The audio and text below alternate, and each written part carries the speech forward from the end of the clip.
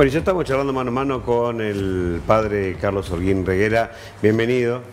Gracias, muchas gracias. Bueno, yo les voy a leer el currículum de LinkedIn, porque no es común que usted dice, padre, es como que está fuera del radar. Ahora vamos a charlar un poquito de eso, pero es vicario judicial, presidente del Tribunal Eclesiástico de Mercedes Luján, es representante legal del Dailam Kifki, representante legal del Colegio San José, es coordinador de la Cátedra del Libre Pensamiento Cristiano de la Universidad Nacional del Noroeste, es representante legal del Colegio Padre Respuela y fue juez del Tribunal Eclesiástico Interdiocesano de La Plata. Pero en realidad, Carlos, me da la idea, porque hay un montón de cosas que no están ahí en LinkedIn, que ha sido como un comodín por tu conocimiento, has ido de un lado al otro, una función a otra, y de las que hace mucha falta en la Iglesia Católica, porque es un organismo realmente muy, muy grande. Sí, me ha tocado a lo largo de estos 33 años que tengo de cura, de distintas actividades, y siempre en un huequito que encontraba, bueno, aprovechaba a estudiar y a capacitarme un poquito más. ¿Sos abogado? Por eso también, sí. Bueno, y si te tenés que definir, decir, soy esto, ¿qué sos? No, esencialmente soy cura. ¿Sos cura? Esencialmente soy cura. Me río porque estoy de capellán también en el ejército. Claro. Y hoy charlábamos con la gente de sanidad y me decía la odontóloga, dice, vos sos 80% abogado y 20 cura, me decía la encargada. Digo, no, al revés, en ese caso. Pero sí, no, esencialmente yo me siento cura, sí. Con, bueno, distintas capacidades así para estar en otros mundos que a lo mejor un cura en una parroquia no tiene acceso, por ejemplo, los tribunales. Pero bueno, esencialmente cura. ¿Eso te dio un roce también de poder en algunos momentos intervenir o hablar o apaciguar algunas situaciones que se dan, y muchas a través de una carrera de cura y obviamente en las instituciones católicas? Porque muchas veces bueno, yo soy cristiano evangélico, vos lo sabés, y muchas veces a las instituciones religiosas se les pide cosas que ni la misma sociedad, ni el mismo gobierno, ni el mismo gobierno de Estados Unidos, la ONU, pueden resolver, ¿no? Y eso también hay que medir, hay que bajar las expectativas de lo que pueda hacer y lo que no pueda hacer la Iglesia Católica en este caso, ¿no? Sí, sin duda, yo creo que sí, que me ha servido.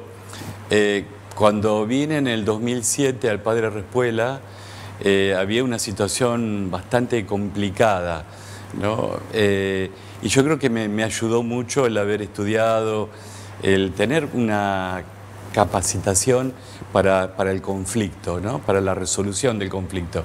Yo creo que sí, el estudio de abogacía me ha servido para eso.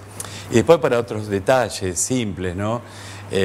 Por ejemplo, habían donado a la parroquia una casa, hacer la sucesión para después que la casa quede a nombre de la parroquia. O sea, pero son cosas menores, pero sí, para la resolución de conflictos creo que sí me ayudó mucho. Bueno, uno en la carrera, o cuando uno piensa en la justicia, piensa en juzgar a alguien, en condenarlo, en que le den a cada uno lo suyo, ¿no? Y cuando uno mira la Biblia, se entera de que Jesús, primero es abogado defensor. ¿Y cómo se hace desde lo espiritual el mediar esto, ¿no? Cuando se dan estas situaciones de conflicto, entonces voy a decir, la gente me pide la cabeza de esta persona, pero le tengo que dar derecho a defensa también, y tengo que ver también cómo arreglamos lo espiritual, con la reparación a las víctimas, pero también sí, con lo espiritual y el perdón, porque esa persona seguramente va a la misma cruz que vos, o que yo, o que muchos, a pedir perdón, ¿no?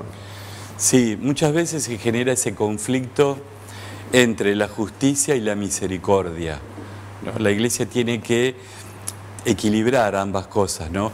Hacer justicia porque muchas veces se necesita la reparación de un daño, ¿no?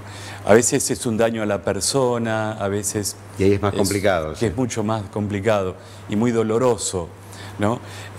Y por otro lado también tiene que ser misericordioso. Es muy difícil a veces hacer la síntesis entre las dos cosas, pero hay que buscar eso, ¿no? Hay que buscarlo. En la práctica concreta lo vemos en situaciones donde el Papa dijo, bueno, ante estos casos, por ejemplo, el abuso de un menor por un clérigo, tolerancia cero. Claro. Entonces, ¿qué significa tolerancia cero? Que sea juzgado, si se lo encuentra culpable, que sea condenado, ¿no? Pero mientras tanto estás afuera de... Y claro, la condena muchas veces es la expulsión del Estado clerical. Y además que actúe la justicia civil y colaborar con la justicia civil. Así que eso por un lado. Y por otro lado también ser misericordioso.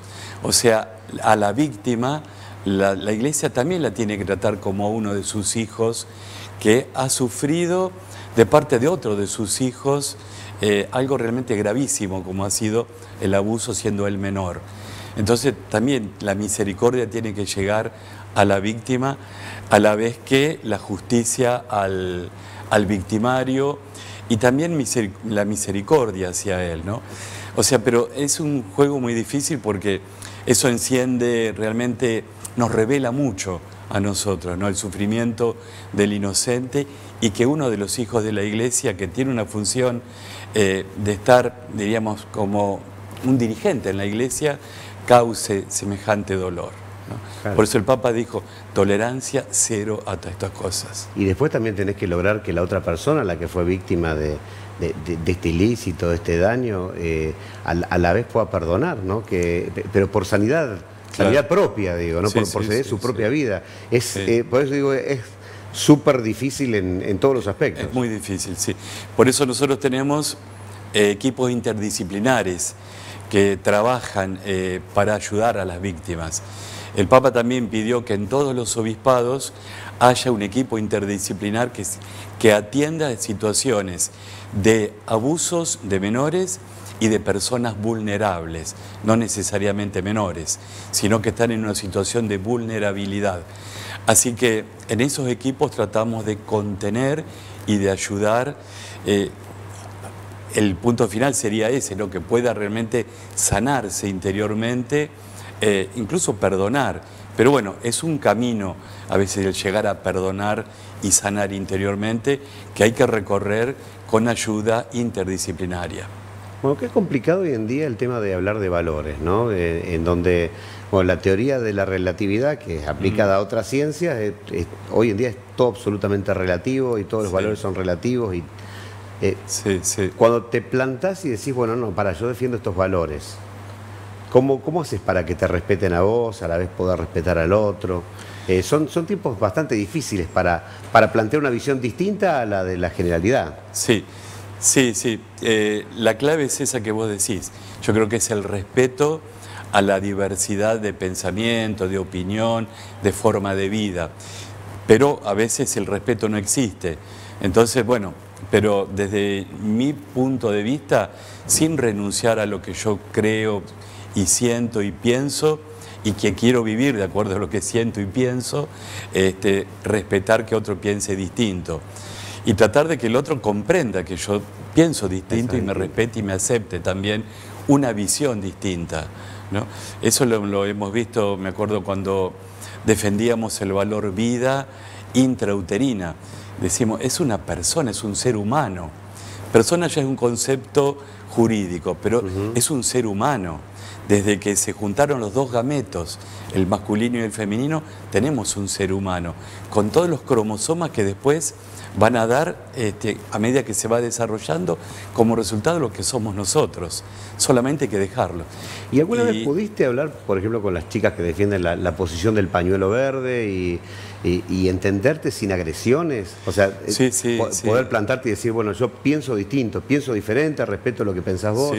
Sí, hemos tenido, me acuerdo en la época antes de que se sancione la ley, hemos tenido varios encuentros donde discutíamos, exponíamos el punto de vista y bueno, por momentos se hacía acalorada la discusión, sí, pero sí, hemos logrado poder intercambiar las opiniones, mostrar lo que pensamos nosotros, que al margen de ser una persona religiosa, ¿no? Independientemente, porque no es por el hecho de ser religioso que yo creo que hay un ser humano ahí. Me lo dice la ciencia. Bueno, estamos hablando con él me dijo, ¿cómo te definís como cura? Con el cura Carlos Holguín Reguera, que es abogado, además, o sea que es un hombre de ciencia también por muchas otras especialidades, ¿no?, que uno va adquiriendo ciencia. Carlos, te pregunto hoy en día como hombre de ciencia y como hombre de fe, ¿no?, que son la misma persona, en definitiva, conviven en la misma. ¿Cómo explicás hoy en día? ¿Te ha tocado vivir milagros? No, me parece que no, milagros no, creo que no. No me doy cuenta, por lo menos. Está bien. Es difícil porque yo sé que también en lo que es derecho canónico también lleva todo un proceso, ¿no? Un proceso de verificación. De hecho, te cuento, estoy en 2 causas. Estuve participando en una causa de un presunto milagro en Tandil, ¿no? Que después no se probó el milagro. Era una curación intrauterina de un Dandy Walker, ¿no? Ajá. Bueno, no se pudo probar. Y ahora estoy en 2 causas de beatificación. Una, la del negrito Manuel, que es el que cuidaba a la Virgen, el esclavo que fue comprado. Está el título de propiedad del esclavo. Fue comprado y la propietaria lo puso al servicio de la imagen de la Virgen de Luján. Y la otra causa es la del padre Salver, que es el que hizo la Basílica de Luján. Es el que construyó la basílica. Así que ya comenzamos toda la etapa diocesana del proceso de canonización, que lo que busca es ver si realmente vivió las virtudes en grado heroico, tanto el negrito Manuel como el padre Salver. Cuando termine esta etapa diocesana se envía todo a Roma y ahí se espera entonces el milagro. Si se constata un milagro, que hay que hacer también un proceso para probar el milagro, entonces se lo beatificaría y luego pasaría ya a la canonización. Así que ahora estoy en esta etapa también de formar parte del equipo que hace las causas de canonización. ¿Y te ha tocado en la iglesia recibir testimonios de alguna curación que la gente se lo atribuía a alguna oración especial o algún evento religioso en particular o alguna providencia que es otro de los canales, ¿no? Sí, hace un par de años atrás en Tucumán un señor que tenía cáncer le rezaba a la madre Camila Rolón, que es la fundadora de las Hermanas de San José. Y bueno, desapareció el cáncer, ¿no? Y entonces él después dice que siempre le rezó a la madre Camila. El médico realmente no encontraba explicación a que, de acuerdo a todos los estudios, estaba en tratamiento de cáncer, ¿no? Y bueno, remitió completamente el cáncer. Así que también ahí se inició el proceso de investigación del presunto milagro y se elevó todo a Roma. Así que están ahí para decidir si realmente hubo un milagro o no lo hubo. Y más allá de este proceso, ¿te genera algún conflicto el pensar cómo puede haber pasado esto? Si realmente hubo una operación especial. Claro. Conflicto no, pero sí tenía yo la sensación, cuando trabajábamos el presunto milagro, de estar como siguiendo las huellas de Dios entre nosotros, ¿no? Porque sin duda que el que hace el milagro es Él. O sea, no es uno que no es por el cura que lo hace, sino que es Él el que hace el milagro. Y si es Dios puede hacerlo. Entonces era como tratar de rastrear las huellas de Dios que pasó por la vida, ¿no? Yo tenía esa sensación, estar ahí buscándolo. Bueno, a ver, en todo este tiempo, 33 años me decías de carrera, ¿te imaginabas todo lo que iba a pasar? Allá cuando vos lo hiciste en Lobos. En Lobos. ¿Y te pensabas que iba a pasar todo lo que te pasó?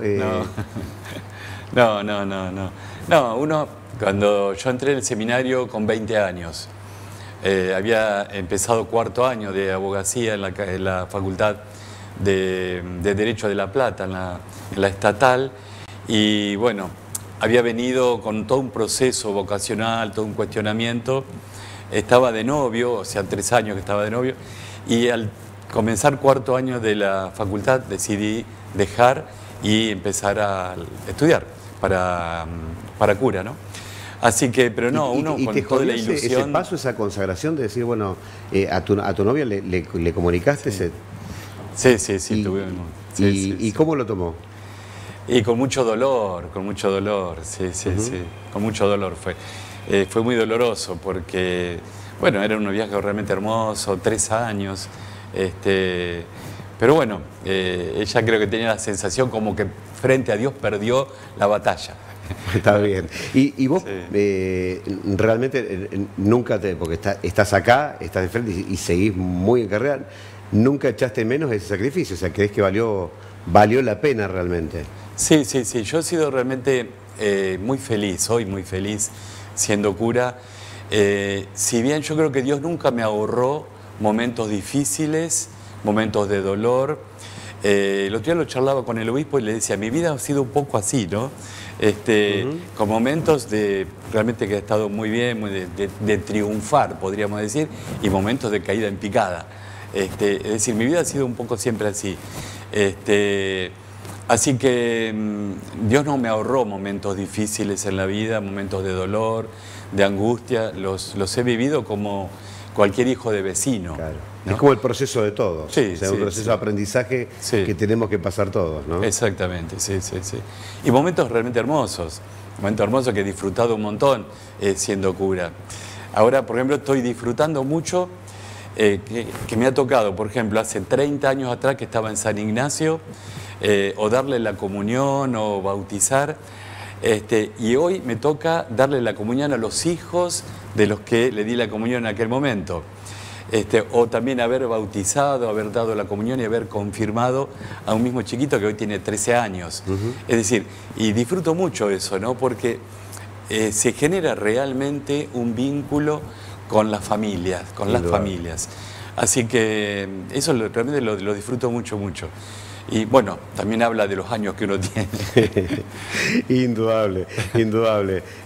Carlos, bueno, desde ya, muchísimas gracias por haber estado acá y por habernos contado esto y por haber desestructurado un poco esta imagen que la gente tiene de un cura párroco y que hace y que deja de hacer, ¿no? Claro. No, gracias a ustedes, Diego. La verdad, me he sentido muy, pero muy cómodo. Esa era la idea, y que charlemos un poquito de temas distintos, esperemos haberlo logrado.